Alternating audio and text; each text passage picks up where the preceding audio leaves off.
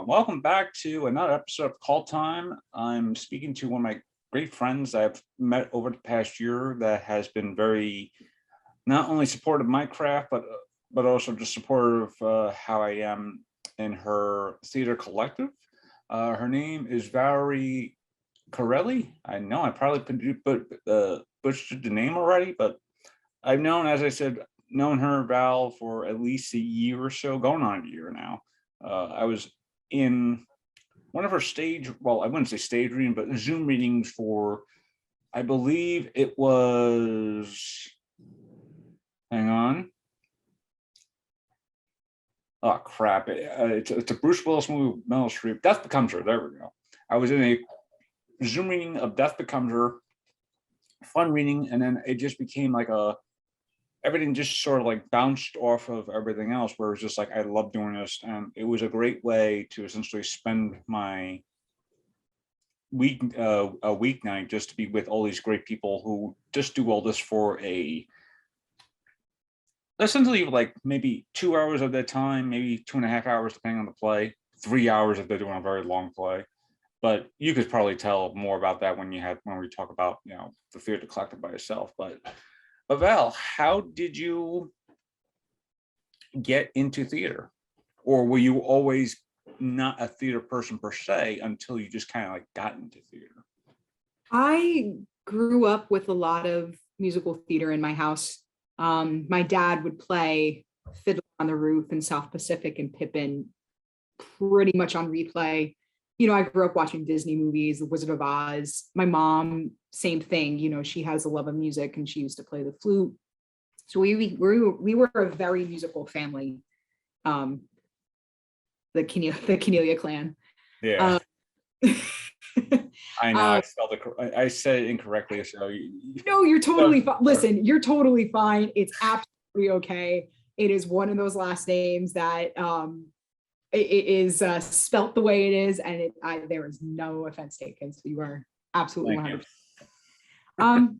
But yeah, no, like I said, we were a very musical family. We all played musical instruments. My father in particular is very musical. He plays guitar, banjo, ukulele. He's a piano a bit. He's very, very, very, very, very good at what he plays.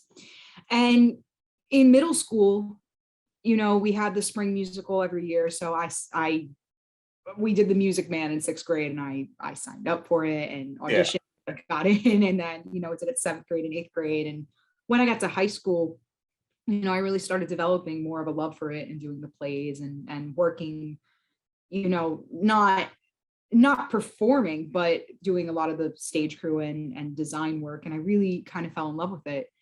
And thought maybe, around the time when they started asking you, what do you want to do for the rest of your life? I thought maybe theater was probably something that I could see myself doing for the rest of my life. My sister, Michelle, had wanted to be an actor, and she's 2 years older than I am. She ended up coming, and she ended up coming to New York when she was like 18, 19 years old. She went to the American Musical and Dramatic Academy. And I said, I really want to follow in her footsteps, but not as an actor, but doing stage management. Yeah. I was stage manager my senior year of high school for our musical. I had co-written and co-directed our, student production that they did every year. And it was really, really good. And I went to school for it. I went to Wagner College on Staten Island for 4 years. I went as a stage manager, and I realized kind of very quickly that it was something that maybe wasn't the thing that I wanted to do for the rest of my life, but I would still stick with it while gathering other skills. So I worked in costumes. I primarily realized how much I love directing. So I directed a lot of the student shows, performed in a couple of them. I'm not primarily an actor, and I do want to state that from the get-go. I'm no actor. And then when I graduated, I was very fortunate to find work primarily as an assistant stage manager in various theaters and around the country. And I was very lucky to have the career that I had up until about 2018, when I decided I was in New York and I was doing the New York Musical Theater Festival, which unfortunately doesn't exist anymore. It should. but unfortunately with money, Yeah. we all know how that goes. I decided to, temp and find maybe a little bit more of a general position as something in a corporate job. So I had, I worked as a receptionist for various companies, and I was currently as a receptionist. And I was great. And that was great for me because I was able to still kind of do the theater thing at night and do work on my schedule, which was great. And then COVID hit. COVID-19, that thing. Yeah, that switched everything into essentially a frenzy. It's like, I can understand it. Whereas it's like, you want to be part of the performing arts world, be it as an actor or maybe a director, writer, stagehand, stagehand, work behind the scenes as maybe a stage manager, but it's more harder because one, the job market on theater is like very limited almost by show basis, because one, if you're not part of, say, like a unionized group or equity or something like that, or you don't have an agent or something like that, it's much more harder, especially as an independent artist. It's a lot more harder as an independent artist. If you're a freelancer in New York City and you're doing theater, good for you, because it is not easy to live that life. It is not easy. And kudos to all the actors that I know that have gotten up at 5 a.m. to go to Ripley Greer, audition for maybe 5 minutes in a line with 200 other people, and then they go on their day job. And that goes for also the technicians as well. Like anybody that works 3-4 technician jobs a day, then they go to bed and they wake up and they do it again. I give the amount of respect that I have for anybody that does that is sky high. This is not an easy life. And I think you and I both know that. Oh yeah. There's nothing like, but don't get me wrong. There's nothing like it. Of course not. There is nothing like living that theater life in New York City. And really anywhere, but specifically New York City. It's a craft of its own. It really is. Because you have essentially, even though I see myself primarily as an actor, I've also done writing. I've also tried in my hand at directing.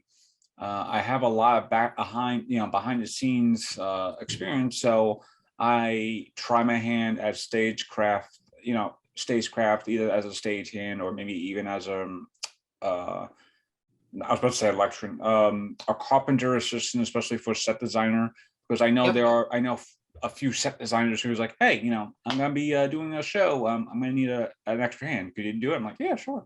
Because I love working with tools, and my father, he's worked with tools all his life, and I'm just like, a lot of the stuff I learned from my father, and I learned in my my building classes, especially in college. I've grown a lot to a point where it's like I kind of feel comfortable with tools, even though like when I was a kid, I was like, I wouldn't like hearing tools and stuff like that too, but that's a different story. But sorry, you talk about tools, and I just had a flashback because I am not handy with tools at all.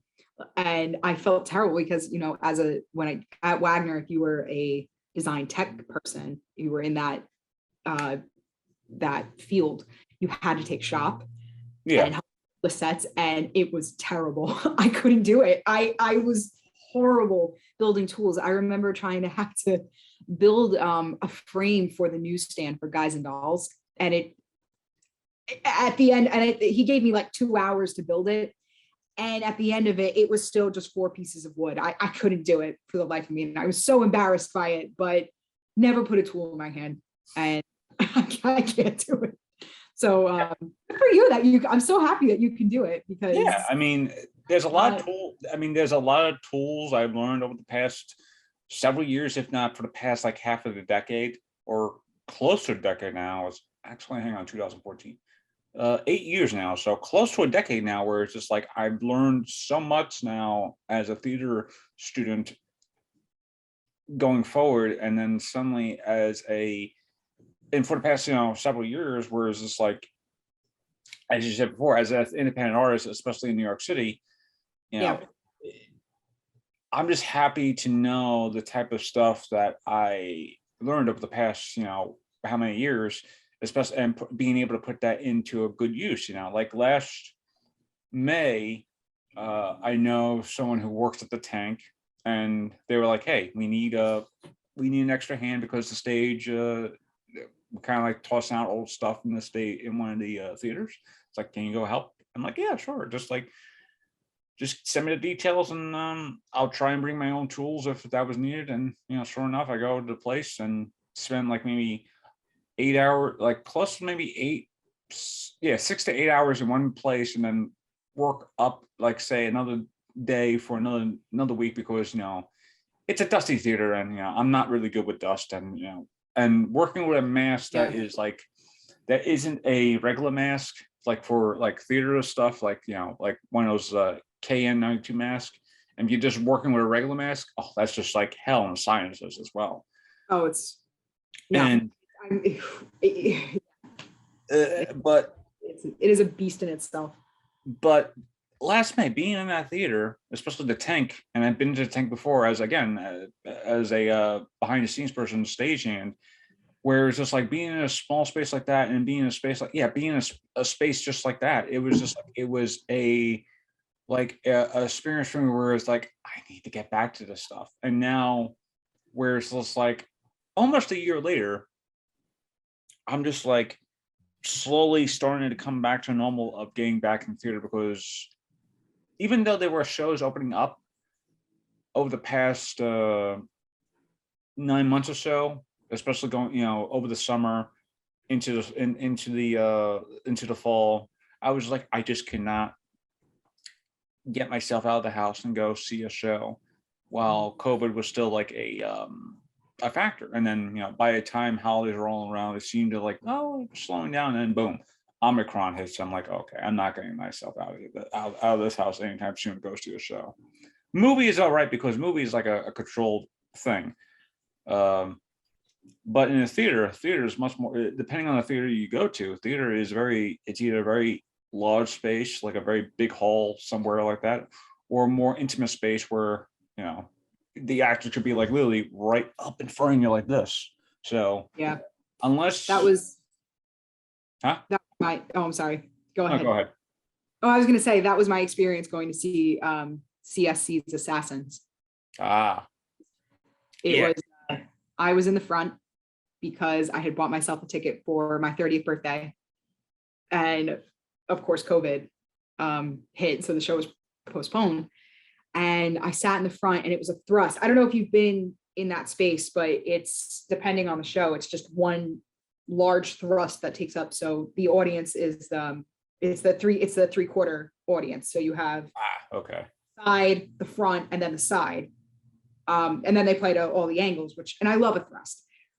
But that was the first time that I had been back really in a theater since COVID. I went to go see my cousins Into the Woods, and I was in the front row, but that was a huge auditorium. This was a very much enclosed space where everybody was masked and you had to show ID. And that was also really cool, because that was also the night that they had brought in interpreters for a group that was deaf, and these interpreters were performing the show. And so off in the corner of my eye, I would see them, and they would be interpreting the performance for this particular group of people that were watching, that were hard of hearing or they were deaf. And it was so cool to see Assassins in American Sign Language. I wasn't expecting. Anyway, the point being is that they were all, they were all utilizing the stage, and they incorporated the face masks into the show, which I thought was very interesting. Like there were moments where they would put it on and then they would take it off, and then very poignant moments, I might add. And it just made you very aware of the time that you were seeing this particular performance. And any performance of Assassins, I mean, given what it's about, very much sticks in your mind because of how dark it is and what the material is, and, how you're kind of following these very famous assassins in American history. But this for me was because they talked a lot about, it was like we're being reminded of COVID without being reminded of COVID, and it was very interesting. I was very happy to see it. I was very upset that it closed when it did, and I'm kind of hoping for a Broadway revival, but who knows?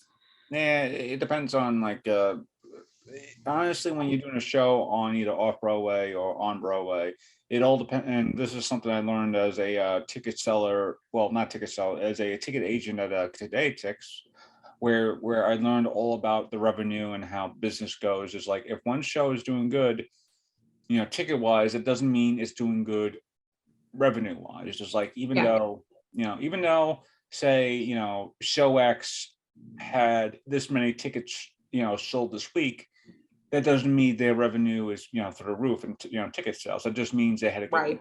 overall.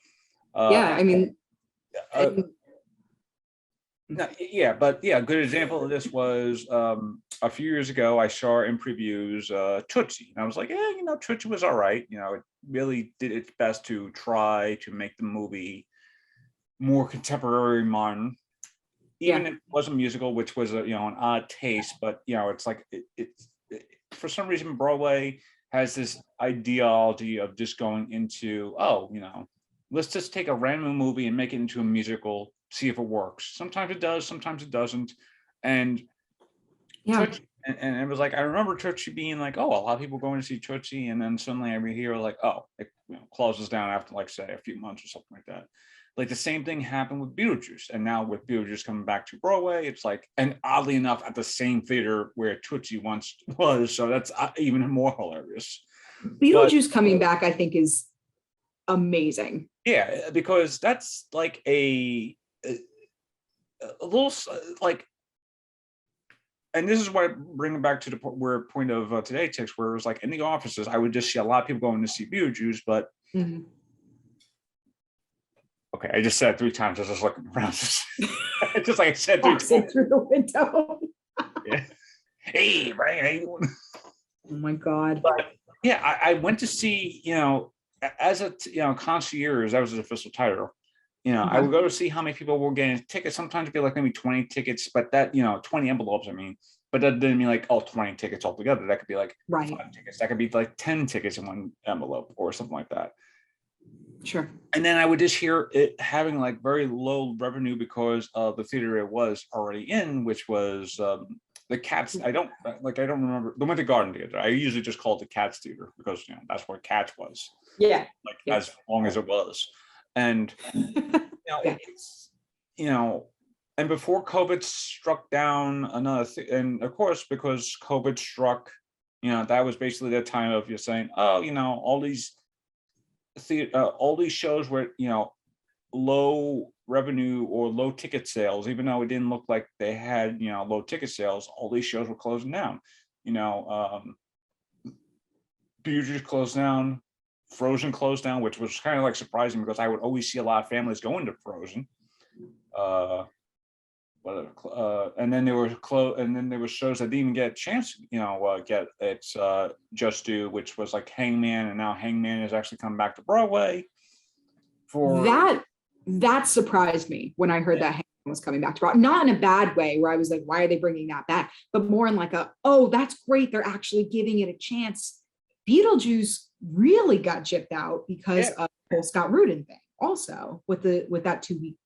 It sucks because the Tony performance really was the thing that started giving them that revenue that they needed and that bounce that they needed and that love that was needed. I mean, it is one of the most streamed albums now of all time, as well as one of the most talked about things on social media. Yeah. And I'm so glad that it has this chance of having a second life at a smaller theater. Yeah. But I think it's wonderful that there's a theater in that hotel. Talk about a great way to get more people involved, and hopefully I'm hoping that Beetlejuice does well and breaks that curse. Like another thing that I reminded of was a few years ago, Percy Jackson and the Lightning Thief was on Broadway for like, it was getting some traction, but it was it was getting some traction to go people to see it, but it was also right across from Hadestown, which was even getting more traction to get more people to see that show than it is with and I think there is a lack of, and you bring up a very good point, where it's just like now there seems to be a lack of audience anticipation, like shows where, like in the case of Beetlejuice, that is a very audience heavy show where it gets to a point where it kind of like where Beetlejuice like literally goes into like that goes in the crowd, but kind of like talks to the crowd and stuff like that too, where he is kind of like there is no fourth wall for him, you know, because you know he's a ghost and he knows everything else. But there are a lot of shows that like there seems to be a lack of shows where it doesn't really thrive on the audience of actually being more okay. I go in, and a perfect example of this is actually the show that kind of like sparked back the energy of me going back into going to see these shows and everything else was Playwrights Horizons production of Tambone and Bones. And going to see that show, you know, I only know about it of it being essentially, oh, these two characters are trapped in a mental show and they're trying to escape from the show itself.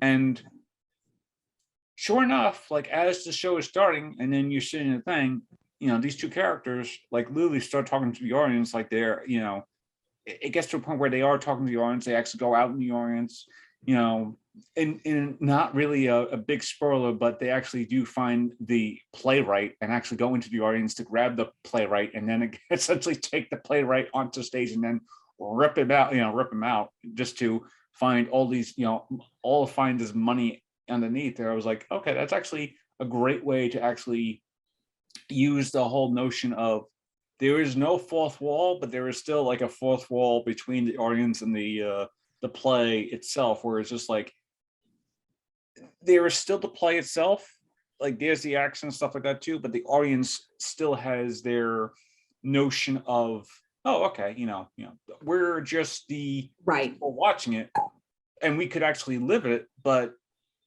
we can't really live it outside just doing some certain actions. I think that we live in a world in which we were trained to not respond to a show in the way that maybe we should. And take for the example, Diana, right? People would go and sit down and maybe not like, maybe not Diana. Let me take the case of Diana and let me take the case of like Phantom of the Opera. Yeah. Just a pure example. There's no Phantom of the Opera, like you go in, you sit down, you watch everything that happens. You don't really participate in the show, right? Whereas, or you don't show we're kind of just learn to, we're kind of just trained to sit down and shut up and just watch the show and not really interact with it except silently. You know, we can't really like yell when the Phantom appears in the mirror. We can't just be like, wow, watch out, there's a noose spoiler, there's a noose behind you. Yeah. Oh my god, the doll is alive, like, stuff like that. Whereas with Diana, you go in there and you're just screaming for Diana, you're screaming for the dress, you are, you're it's like you're in the show with them. Yeah. Makes any sense. Oh yeah. I think that sometimes with certain shows, now obviously with shows like To Kill a Mockingbird, the very serious kind of show, I think that maybe, kind of sitting and taking in and not maybe participating and being involved with that kind of show is obviously appropriate. But I think for like a fun show like Diana, Hamilton, even Hadestown, even Natasha Pierre and the Great Comet of 1812, when that was on Broadway, that fed off the audience and their reactions. And I think that, you're not to be dramatic, but as an audience and as a theater maker, you kind of have this pact between the two of you that's kind of unspoken, that okay, well, you're going to be involved, I'm going to be involved in this show, and you're going to be involved watching this show, and you can react, and it's okay to react. I kind of want to, I think that obviously theater is changing, theater is always evolving, and I think we're definitely going in a direction where it's certainly changing, I think, for the better. I think that people feel a little bit more free to be vocal and to feel like they have the permission to participate more in these shows.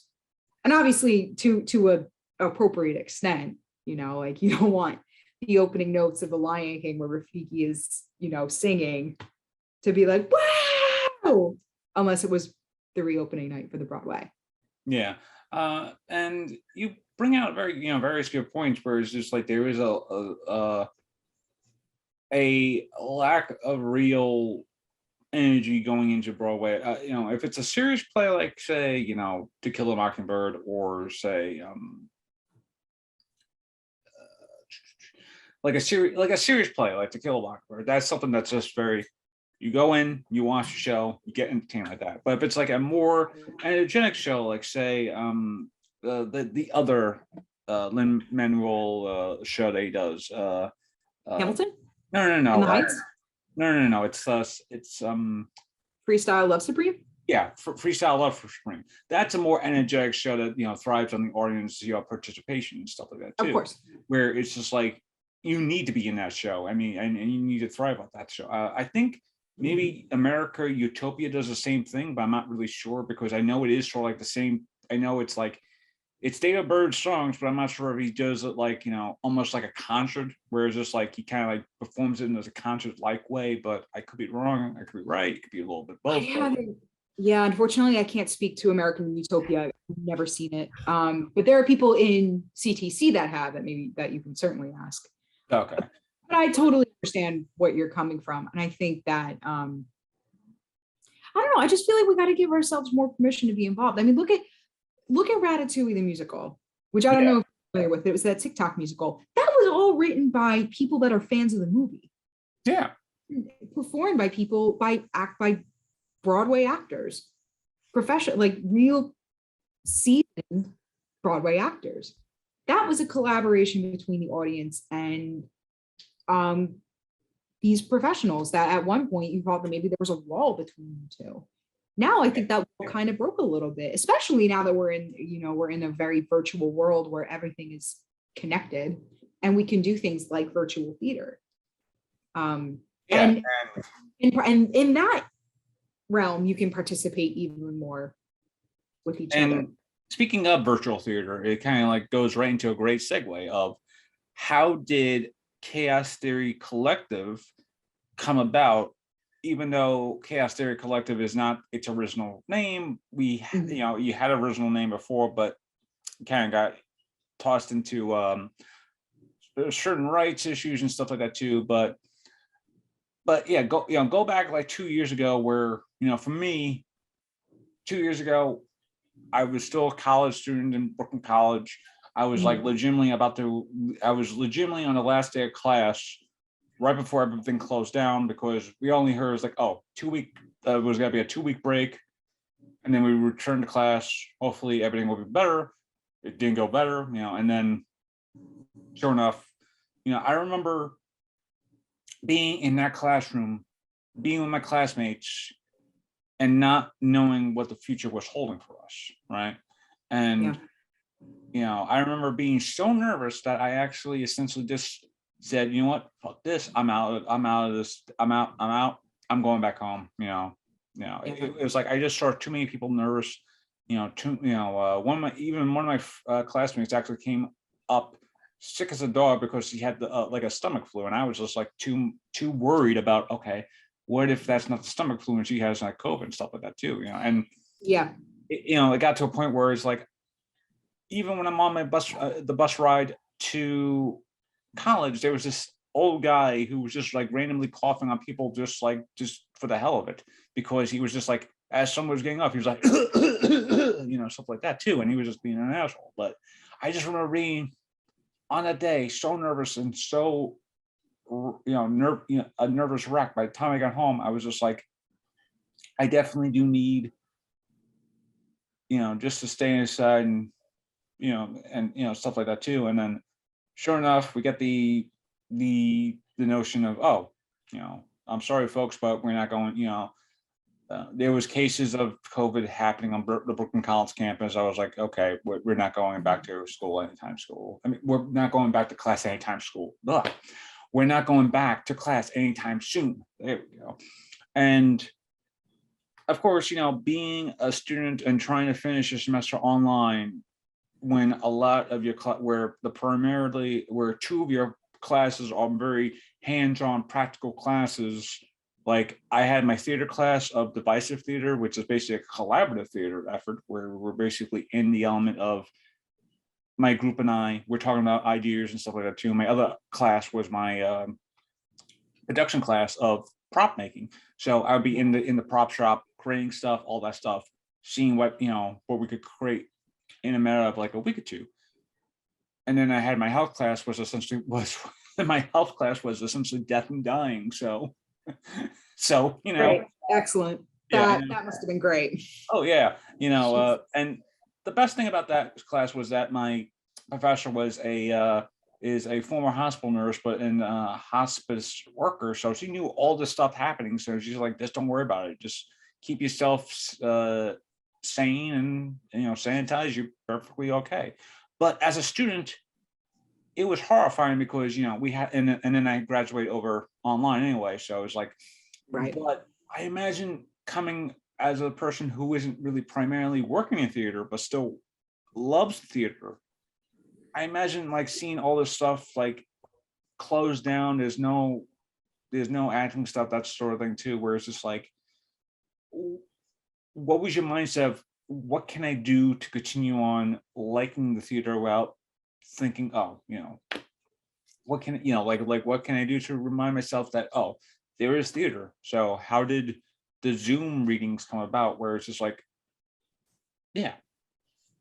Well. A long about way of asking how did this thing come about? But I like to fill my time with a random thought that seems somehow that ends with an actual thought. Random thoughts that lead into very lovely thoughts. Thank you. When the day that Broadway shut down, I knew this was serious. And I was working at my job, and a lot of people were nervous, and they didn't know what to expect. The whole thing kind of skyrocketed within a week, as you remember. It's so funny because I had actually done a show that Thursday night, I think the day before Broadway shut down, and I think essentially like New York shut down, and we were all told to do the lockdown. I had done a show for the Astoria Performing Arts Center, and we all went out later that night. And I remember there being kind of an air of uncertainty. Yeah. No one really thought that Broadway was going to shut down. We just assumed it was going to be like something quick. No one knew the seriousness of what we all knew was going to come. So I ended up going back home to New Jersey, to my parents' house. I got out of New York. My job was like, don't come into work. Like we'll figure it out. Bring your laptop. You could still work from home. And my parents just said, come home. We thought at that point, we all thought it was the 15 days that it was going to flatten the curve. And lo and behold, here we still are. And at that point, everybody that I knew was on a tour, was on Broadway, was doing a regional show. My friends that were currently building props and sets, they all lost their jobs. Yeah. That's about 85% of my friends. And you know how it is. We all were scrolling through social media, and I was scrolling, and I saw, all my friends just hopping onto what was Zoom. Like, I had just downloaded it for work. And, I saw people hopping on and doing, the Zoom readings and connecting with each other. People that you hadn't spoken to in years were reconnecting. And I remember just going through my newsfeed and just seeing how sad a lot of people were, that they weren't able to perform or act or whatever. And so in my head, I just said, what if I did something just like a one-off of reading of Hamlet, and I'll see who's involved. I didn't think anybody was going to be interested. I didn't know. So just a shot in the dark, I posted it on my personal Facebook page, and I said, hey, I'm going to try using this thing called Zoom. This thing called Zoom. That was when Zoom, like, you didn't have to pay for it, and they were just letting everybody like kind of extend at that point. Yeah. I said, if anybody is interested, just send me a comment below, which is what I did for a year when I was continuing with these reads. But now, now we have the group and all that stuff. So I had about 20 people reach out to me and say, hey, they were interested. And some of them were people that I hadn't spoken to in years. And some of them were people that, I had worked with on shows in the past. It was very much like a worlds collide situation, which is something I have always imagined would happen and had massive joy if it did happen. And here we are virtually, obviously not in person, but like, friends from way back when and from Wagner, we're meeting people that I had just worked with on shows, and they were all kind of coming together and reading Hamlet. And it was very exciting. And by the time we ended, I had a couple of people say, hey, can we do this again? I was like, okay, sure. Same time next week, sure. And at that point, I chose to do The Pillow Man by Martin McDonagh, which was a play that I would love to direct at some point in my life. Had never been involved with it, would love to still do it. And I found a PDF of it, and I was like, this could be something interesting and fun to do over Zoom. And I reached out to two of my friends, who one of them I hadn't spoken to in about 8 years, because we were in two different grades at Wagner, and he was on cruise ships and I was, traveling. So we had, we had just said like we share the same birthday. So we'd said like happy birthday to each other. That was about it. And he played this particular role in college, as well as my other friend, who I reached out to. I don't know do you know Eric Patillo? No, I don't.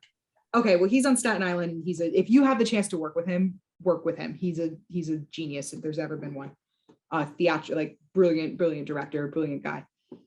Like I had reached out to Eric and my friend Matt, and I said, listen, this is kind of crazy, but how would you feel about doing a Zoom reading of The Pillow Man? These two guys had played the roles that I wanted them for. In college, that was my first show that I ever saw at Wagner, was the student production of The Pillow Man, and they were unbelievably good. And I ever said, if I direct The Pillow Man, or if I ever do anything with The Pillow Man, those two, I will not do it unless those two are in it. Yeah. And lo and behold, they came in and did it on Zoom. I was genuinely shocked when they said yes. And I had people come back and people were reading, and I had a little bit of an audience, and it was great. And then the same thing happened the following week. I did A Midsummer Night's Dream, and more people joined. The week after that, I did The Skin of Our Teeth. More people joined. Then I did Inherit the Wind, which was at that point the biggest. I think I had 25 people in that read. Wow. And it was electric, is the best word that I can describe that particular read. Everybody was on point. And at that point, it had been people that I had worked with at my time when I was working in a restaurant, people I had worked with. It was just all my worlds were colliding. There was at least one person from a contract or school or whatever doing this show, and it was unbelievable. I was sitting there watching on my screen what I felt like was live theater, which it was essentially. They were all doing it live. And at that point, we weren't streaming. We didn't start streaming these reads until September of 2020. Yeah. And I remember just sitting in awe that night after the read, and I said, this is unbelievable. This is something really special. I had never felt anything like it before doing shows. It was inspiring. And that's kind of the beginning of what was then known as Variations. Yeah. Theater company.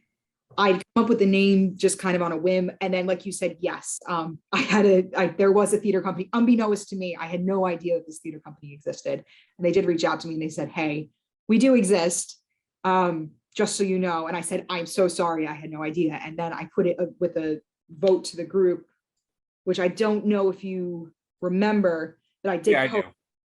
Okay, so I posted in our private group, hey, I want to change the name. This is what happened. I don't want to steal anything. So we're going to vote on a new name. If you have any suggestions, let me know. And then someone had put down Chaos Theory Collective, and then I had changed it to Chaos Theater Collective, just to have it make a little bit more sense. And it fits us very, very well. Yeah, because a lot of the times that we do readings, these live readings, it is kind of very chaotic because one, you know, a perfect example of this was probably our past reading of we just did a Spider-Man into the Spider-Man into the Spider-Verse reading, and one of the actors, Dante, his computer decided to crash out, like almost like early reading, and then you would just see him kind of like froze and was like, "Oh crap!" Like he's frozen, and then me and Jarrell were like, "No."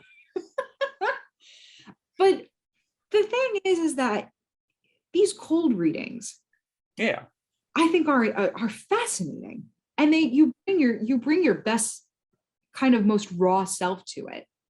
And the movies didn't really happen until July of 2020 because someone had suggested to me, "What if we do Moonstruck?" Yeah, and I said, "What ho? Brilliant idea!" And which it was kind of makes sense because Moonstruck was a John Patrick yes thing. So John and Patrick Stanley, he's already playwright, so might as well just do a movie that was written by him. It's so, yeah, those movies, I mean, he writes beautifully and his movies do transform into plays brilliantly. I am genuinely shocked there has not been a Moonstruck adaptation yet. And I'm hoping that there never is, to be quite with you, because there are some things that shouldn't be touched. I lost my hand. Just like, who's got Nicolas Cage? Huh, sweetie?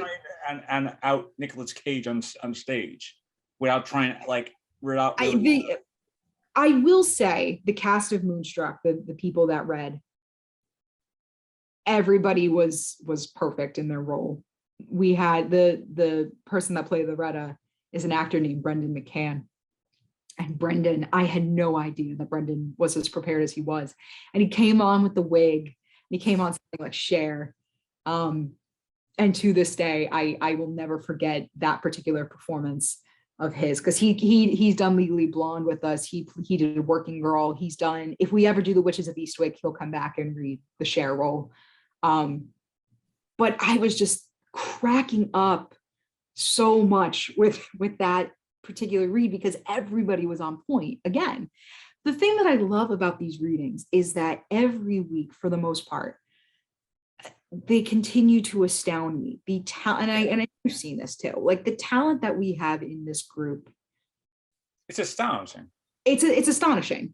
It really is. I am constantly in awe of the people that come in and read. I'm also constantly in awe of the people that continuously come back to read, and come out. And I love how collaborative we are. I love that people bring in new ideas. And I love that if people have a character, we'll go over it during office hours and they'll say, "Hey, what if we try this?"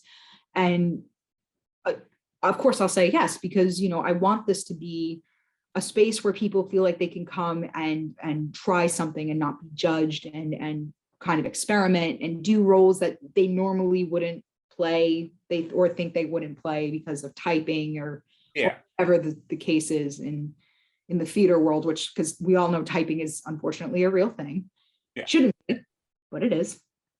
I know firsthand, so yeah. So I mean, it's typing, and I'm not particularly a fan of that. I want to be, like I said, I want to be different. I want to, and I really hope that I'm bringing my best, I really hope that people feel in our group that, they can try to do different things and there is no judgment, because I know how tough it is to come forward and to feel vulnerable in a space, especially with people that you don't know. And especially when you're on a screen, it's tough. I've performed a few times in that group. I'm not and like I said, I'm no actor. And to go against people like you and people like Izzy Wolfson and Marsha and Henry Murray, I'm sorry. And it's very intimidating.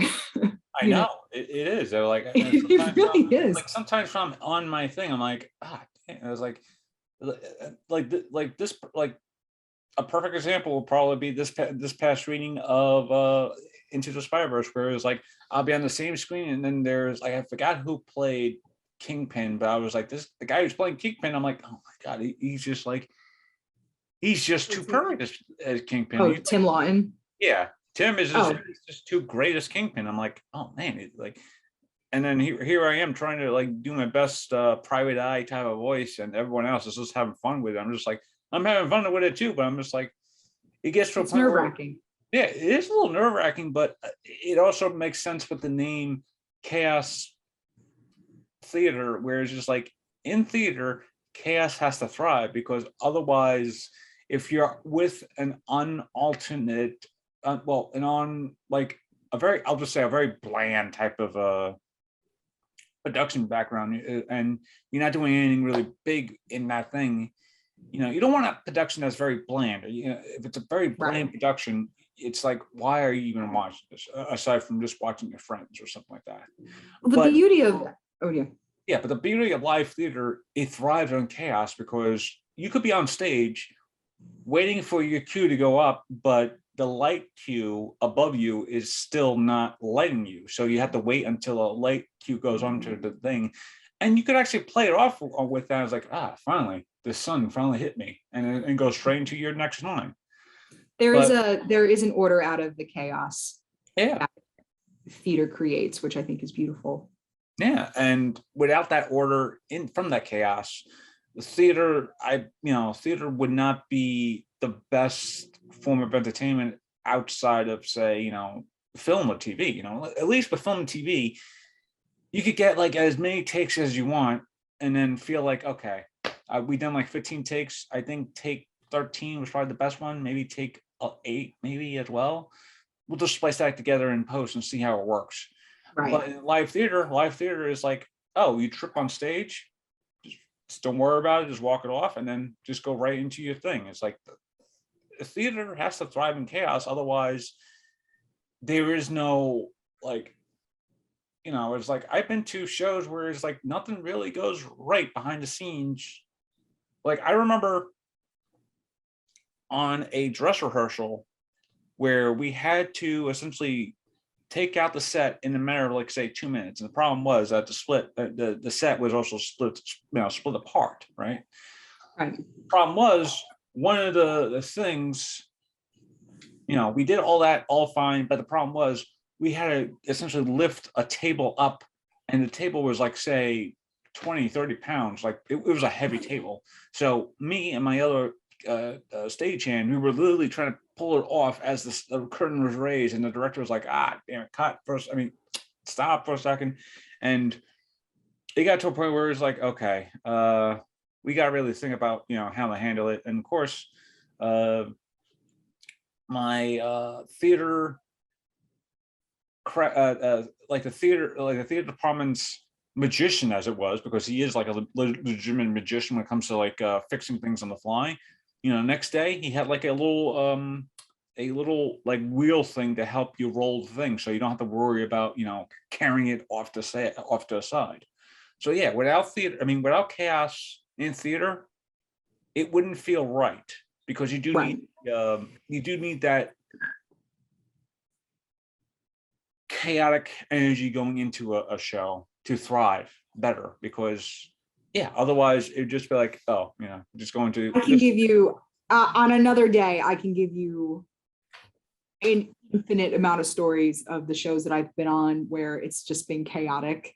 Yeah. And we've had to make like cheesecake out of bran. You know what I mean? It would work. Yeah. But I've had to fight bats. I've had to fight mice. I've had to fight set pieces that wouldn't roll.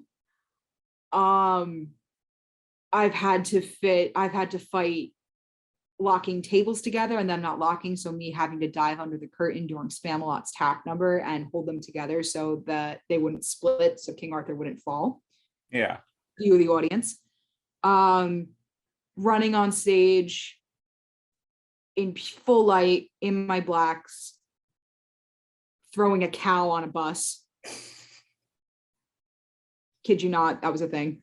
Like a cutout cow on a cardboard bus. Okay. Oh no, it wasn't a real cow. No, I thought that was an expression I had never heard of before. It was like a cow on a bus. I'm like, Wait, okay. Count a bus. No, I literally had to put a 2-dimensional flat cardboard cow with its hooves sticking up like this on the front of a bus for the Bubble Boy the musical world premiere. That was fun. Wow. Yeah, I can definitely tell you some stories. Yeah. Like another, like I remember a quick story about this was like just related to that was that the theater department really didn't have, in Brooklyn College didn't really have a space and all that stuff. They had space, but we had to basically go from one building to another theater, another building, like it's essentially across campus. And this building was essentially hotter than hell because we always joke there's always two temperatures in that building: cold or hotter than hell. There was no in between in that place. And in that place, we had to essentially go into a very moist, hot den of like sweat to figure out where do we get all these things. And then when we had to bring it onto stage, bring it back all the way to the primary theater, which is again half away, of course, another campus part of the way, and then figuring out, oh, we need more props, so we have to go downstairs and bring up those stuff from downstairs and use the thing about Brooklyn College is that there's essentially like two theaters. There's the main theater, and then there's a abandoned theater that really hasn't been used correct. I think they were starting to use it, but then COVID hit, and then they were like, okay, I don't think they'll probably do any performance there in a while. But the great thing about that theater, it has a lift on stage, so you can actually like literally go stow down like on the lift on stage, and just like the entire platform goes down. So we could go. So when we're downstairs, make everything what we need, and then go into lift, repeat the process what needed. So yeah, without that sort of like order and in like that chaos and order, and I could easily hear like the type of stories you probably have in mind of like the days of, yeah, I mean, we could literally have a podcast of like, a podcast episode of just like days where theater went off the rails. Yeah, exactly. Oh yeah, I've got about 10 years of those stories for you. I can only have like maybe a few stories of mine without really trying to go like, yeah, it's like without going off the rails, like that's like how I do with this show sometimes. It definitely feels like, oh, there is an idea of chaos and theater almost like being very hand in hand. I also, the name also kind of came about because of all the stuff that we do, and we do like we've done Shakespeare, we've done modern plays, we've done classic plays, we've done Star Wars, we've done our own original stuff, we've done radio plays, we've done novels, like we've done a good variety of things. The only thing I think we haven't done is reading cartoons. Yeah. Nope, we haven't done it. I think Who Framed Roger Rabbit almost was our final read last year. Like it was this close between that and Lord of the Rings, which would have been our first kind of animated feature. But that's no, I lied to you. I lied. We did Inside Out. Oh yeah, we did. I totally lied to you. I forgot that. I forgot Pixar. Duh. Oh, and Howl's Moving Cat. Oh my God, I'm so dumb. Howl's Castle too was our first read of the beginning. It's been. Oh. I've been doing this for 2 years. That's what happens after 2 years. It's like after a while, your mind just starts going to mush, especially if you've been on the same thought process. Like I've been doing this show for almost 2 years now. Same thought process of trying to figure out new ways to remember stuff, and then suddenly like, oh yeah, that actually happened, and then I could be like in my editing mode and it's like, oh, by the way, this actually happened. This is me. Right. Like, oh, by the way, I haven't forgot this actually happened. So we have a CTC does have an archive of the shows that we have done. I was reading through it recently because I was updating it. I realized it hadn't been updated since the middle of 2021, and I was said, oh, we got to fix that. And I was going through and I was seeing the amount of work that we've done. Yeah. What a gift. I know. For what a gift to be working, what a gift to first of all have the internet to meet people outside of the US, you know. Oh yeah. People in Canada, we've got people in England, we had, you know, we had somebody in Spain, we had somebody in Russia. You know, first of all, how lucky are we to be alive in that age? Secondly, how lucky are we to be doing these consistent reads with the people that are in this group? Oh yeah. And it's I can't wait to see I can't wait to see some of these people make it on the Broadway stage, because they will. And what a gift.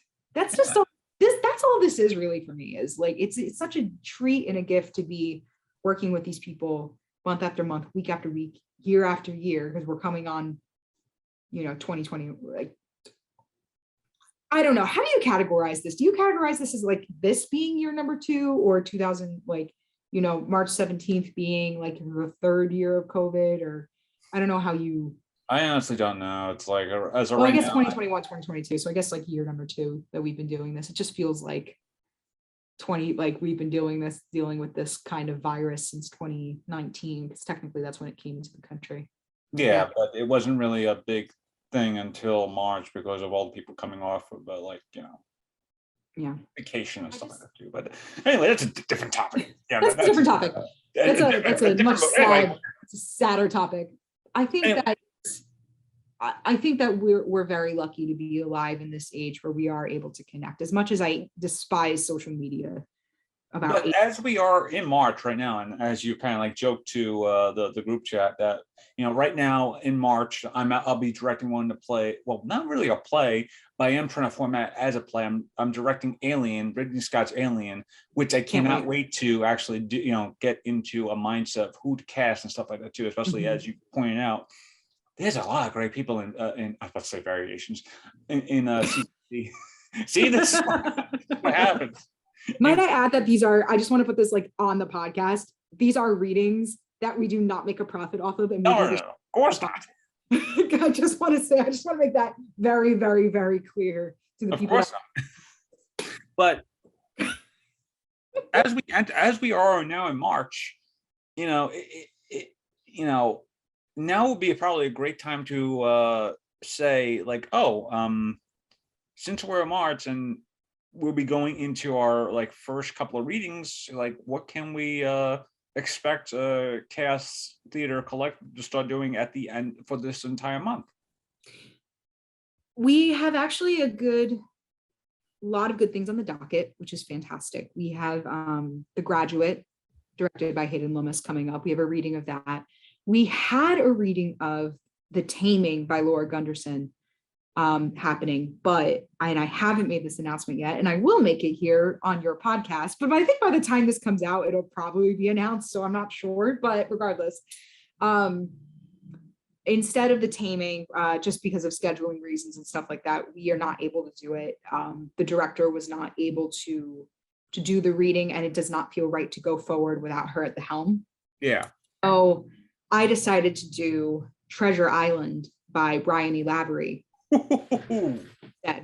Because someone sent me the script, and I've been wanting to do that for a very, very long time. And I think that, especially during Women's History Month, considering the fact that Robert Louis Stevenson said that Treasure Island was really only for boys, and now we're, you know, well, Robert Louis Stevenson, bring on the women and people who identify as non-binary, because here we come. Yeah. You know, I think that particular adaptation really lends itself well to people of all genders. Yeah. To participate. And then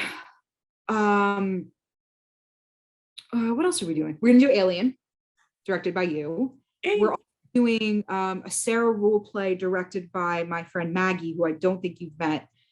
She's an original CTC member. She hasn't done the readings in a while, and she's coming back. I'm so excited to have her back. She's going to be doing this play by Sarah Rule called In the Next Room, or the Vibrator Play. Pretty much what I just said. I won't give it too much away, but it's definitely a play that I think will has a lot of heart to it, and I think people will really enjoy once they get past the title. Yeah. you know. We may be doing a couple other things here and there. I haven't set them in stone yet, but I would like to take a little bit more of a breather going forward, in terms of spacing out the reads a little bit more, strictly because live theater is coming back, and people, you know, now that we're entering the endemic phase of COVID, and life is returning to a sense of normalcy. You know, the mandates are getting lifted, all that stuff, which is great.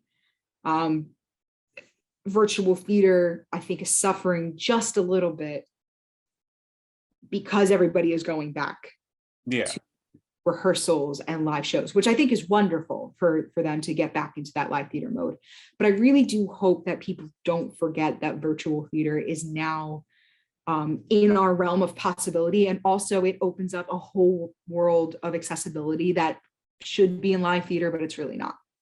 Yeah, because like I've mentioned this idea before, I forgot with who, but the idea of, say, you know, you live out in, you know, maybe in like Wisconsin or something like that, and you wanted to go see a Broadway show, right? But you couldn't really get the tickets to, I mean, you couldn't get the flight, you know, say you had tickets to see a Broadway show in like 2 weeks, and like maybe a week before you went out to go see it, your flight was canceled or recalled because of like some sort of error. So you had these tickets to go see, I don't know, Phantom of the Opera or something like that, or Footloose or what have you. And sure enough, you have this technology now where it's like maybe Broadway theaters could actually say, okay,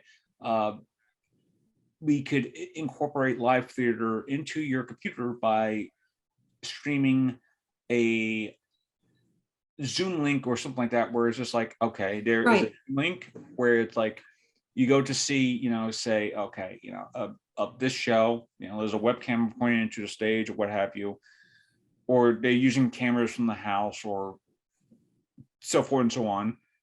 And then you'll be able to watch the show from, you know, from that thing. But of course, you know, that's still a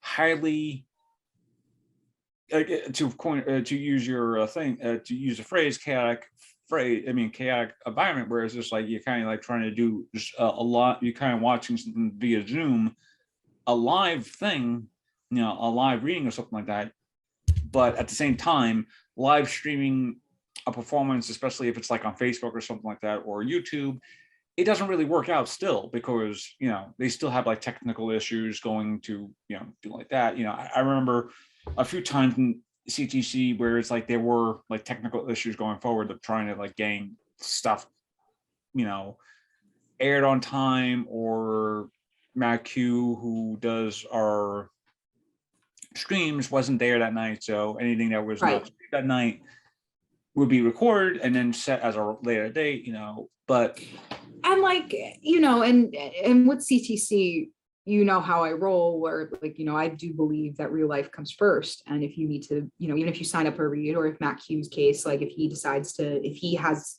you know, other obligations, or he just can't do it that night for whatever reason, like that's fine. And I think more people need to be like that. I think people need to be more understanding and more flexible of the availability. Yeah. Sometimes, you know, these readings, like, yes, they're cold reads, and yes, they're one night a week. And yeah, you want to keep that commitment, but sometimes you're just not in the mental headspace to do it, to perform in the read. Oh, you know? But yeah, no, I understand what you're saying about the technical stuff, and it happens. But you know, like look at Clyde's just did that. Clyde's off Broadway by Lynn Nottage just did that. They filmed it. I think the last 16 performances, I think they filmed it for the archives, but then they also streamed the last 16 performances for people who couldn't afford it. And I'm like, that's great. Look at Hamilton. Hamilton did that. They filmed the original cast, and then they released it during COVID. Yeah, so, because they needed something to get people ideally back to the theater, because, and of course, Hamilton is a very big performance and it's still going on, like say, what was it, like 6-7 years later, you know, X amount of years later, and you know, they're definitely going stronger than ever because of Well, they also wanted to do something for COVID too. They were like, everyone's home. And like, yes, it's a very smart marketing move on Disney. It was a very smart marketing move on the Hamilton people. But they also did it for the people because they know people can't afford to go see Hamilton. Let's be honest here. Sorry, Hamilton fans, but let's be honest here. Like those tickets are just like the Music Man and just like any other very successful show. They are so expensive and people can't go see them. I'm just reminded of actually something from Spider-Man 2 where Peter Parker actually went to go see Mary Jane on Broadway, and there's actually a little prop that actually shows you how much those tickets are. And I was looking to see the prop, and I'm like, that's like $80 tickets just do it like either one or two tickets. And I'm like, even if Mary Jane was able to get him like say comp tickets and stuff like that too, he's still in the orchestra suite, and orchestra seats are still amazingly high. So even if those were like discounted tickets, Peter was probably watching that show like at a discounted price to probably people who probably paid him at full price were probably like maybe $120, $130 or something like that, especially since not all theaters are the same, but yeah. Well, Music Man tickets at one point were selling for $699 in the orchestra. $699. Who the hell has $699 that they can go see a 2.5 hour Broadway show? Not a lot of people that I know. And that is also a problem. It all just stems back from accessibility. Theater should be accessible for the people. It should not be accessible just for a certain group of people who can afford it. Like people who are, I hate to say it, but people that are rich. Theater should not just be for the rich people. It should be for everybody. And we got to start figuring out ways as a community that we can record the shows and show them to people who maybe can't afford to go explore even a $40 lottery ticket. And Clyde's is a great example of what they did. And the Lincoln Center is doing this new thing where it's pay what you want. You go to the box office and apparently you say, hey, I can only afford paying a $10 ticket. And that's it. There are certain shows that you can do that now. And I'm like, let's get more of that accessibility there. And I think that's a great way to actually end the episode. So yeah, I know we would like to talk more, but again, it's so long. It's kind of tiring to go back and forth after a long conversation. Even if we're in the thick of the moment and like it just goes on and on. It's like I like to have it like kind of presentable in a matter of way. But yeah, Valerie. Before we go, do you have any social media? Do you want to plug? Especially with this kind of group. Sure. Well, Chaos Theater Collective does not have a website, but we do have a Facebook page, literally called Chaos Theater Collective. We have an Instagram that unfortunately is not very active at the moment, and that's on me, but I'm working on that. So my apologies, social media world. And if you want to follow me, my Instagram handle is Valerie Caniglia, the numeral 1. And then you can also find me on Facebook. I'm pretty easy to find. Yeah. And if anyone is ever interested in participating in the reads, because I'm a firm believer that theater should be for not just actors, but it should be for anybody that wants to be an actor or anybody that has an interest in it. They can reach out to you, Bryan, or they can certainly reach out to me. Yeah, of course. And on that note, thank you for thank you. On that note, thank you for joining us today on Call Time with Valerie. Anyway, thank you for joining us today for this interview with this great person that I know of for the past year or so. That's the end of the episode. I have no idea who the next guest is. So I mean, I do have an idea, but it's, as I say before, it's kind of like a guess game to who the next guest is, and I already know, but you don't. So anyway, please be safe, be well, take care, have a great day, everyone, or great night. Anyway. Good night, everybody.